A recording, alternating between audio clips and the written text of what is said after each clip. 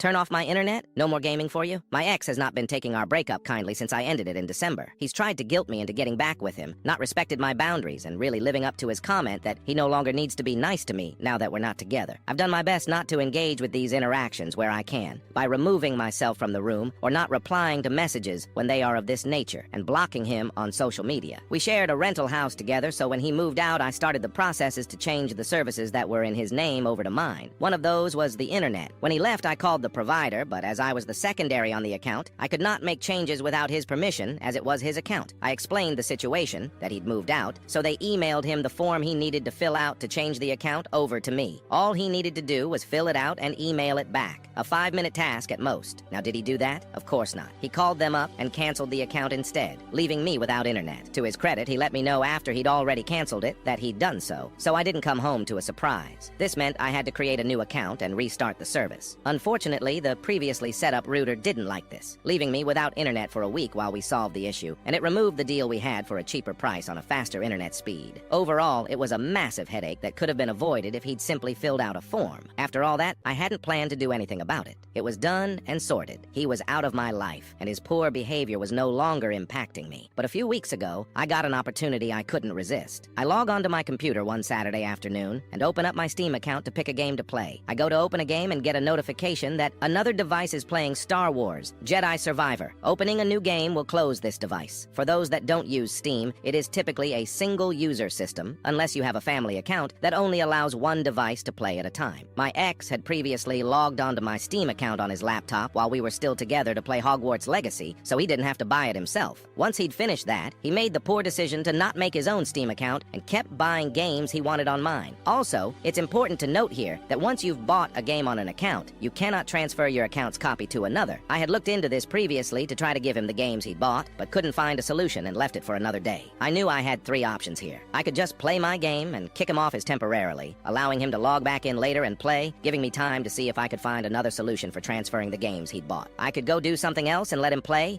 I could change my password and kick him out permanently. So what did I do? I picked option 3. I kicked him out permanently mid-game with no courtesy message first. 10 minutes later, this boy has the audacity to send me a message asking for my Steam password. I did not justify him with a response. The icing on the cake? Turns out he was out at sea for work with minimal internet. So even if he created his own Steam account and bought himself the games, he would have struggled to download them.